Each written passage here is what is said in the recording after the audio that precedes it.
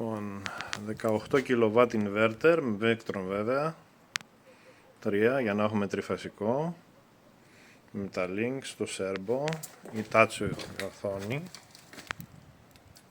GX Touch, οι μπαταρίες μας είναι πάνω 15 kW σε μπαταρίες.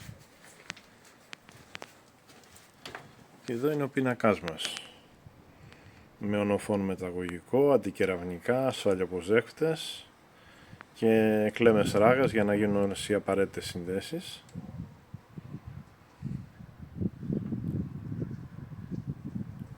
Στο Air Venizelos.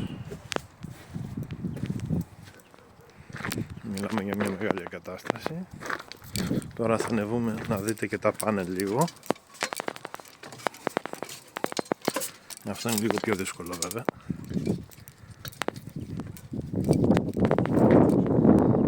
Και τα πάνελ.